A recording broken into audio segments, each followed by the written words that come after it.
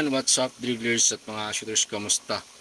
Kamusta po kayo? Sa video ito, pag-uusapan po natin yung mga sinabi ni Coach Raiko Toroman at kung saan natin mapapanood ng live, ng libre, itong laban ng Gilas Pilipinas sa nalalapit na FIBA Basketball World Cup. Pero bago yan, baka napadaan lang po kayo. Ako po yung makikiusap na please subscribe and hit that notification bell button para lagi po kayong updated sa ating mga Gilas Pilipinas video. Or kaya mga shooters, kung hindi po sapat sa inyo yung pag-subscribe, kahit like na lang po, pa-like ng ating video. Ayan mga shooters, nakapili na nga finally itong si Coach Tim Cone at Coach Chot Reyes at ang SBP ng Final 12. Tapos na po sa dramang yan ang ating usapan mga shooters. No, isa na lang ang ating panawagan dito sa mga kapwa natin Pilipino. Sino man ito, mga napili, wala man dyan yung inyong gustong player, sama-sama pa rin po nating suportahan ng ating Gilas Pilipinas. Ito pong 12-man lineup na napili ng SBP ni Coach Chot Reyes at ni Coach Tim Cone ay ating pong mainit na suportahan para sa nalalapit sa pinakamalaking liga sa mundo. Yan po ang FIBA Basketball World Cup. Huwag na po tayo magtampo mga shooters.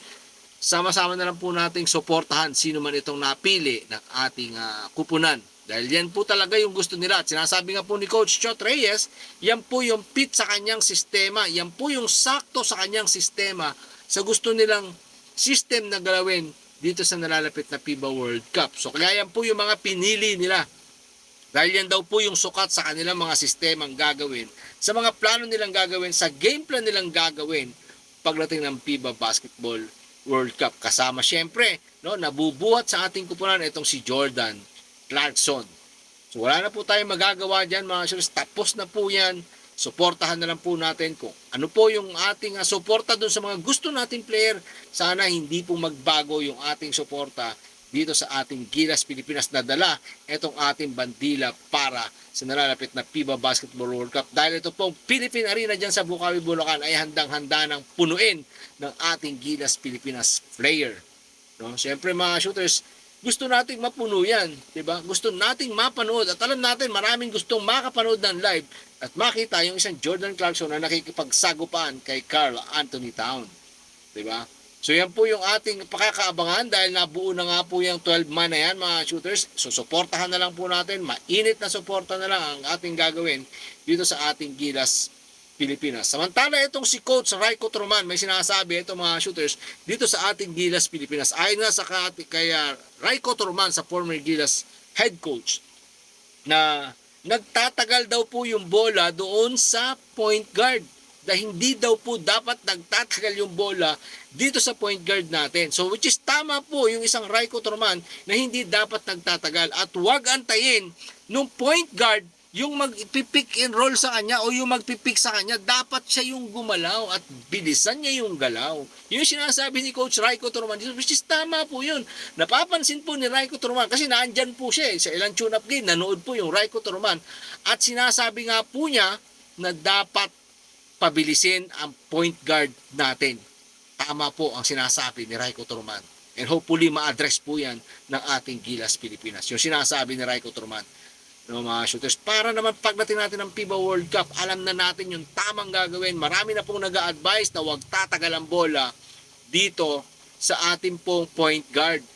Di ba mga shooters? Dahil yan po yung gusto yung po yung nakikita ni Raiko Toroman eh. Nagtatagal masyado yung bola sa point guard. Nakita po natin, hawak nito sina Baroka at sina Marcio Lassiter. Diba? So ang gusto po ni Raiko, pabilisin yung pag-ikot ng bola para na mapabilis ang laro ng Gilas Pilipinas. At dito nga po natin mapapanood dyan, yan laban ng Gilas Pilipinas sa TV5. Libre po yan mga shooters. Siya hindi po makakapanood ng live dahil napakalayo nga naman ng Bulacan. So mapapanood nyo po yan dyan sa TV5 sa One Sports Plus.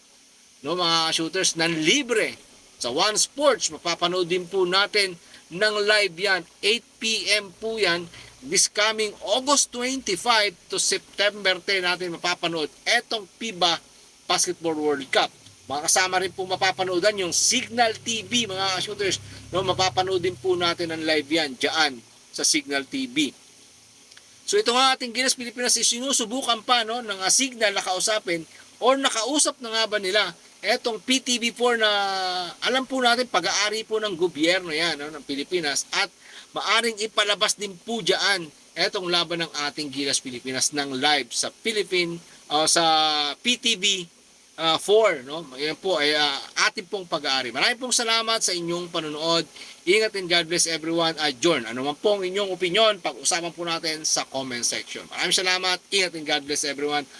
Laban Pilipinas. Puso!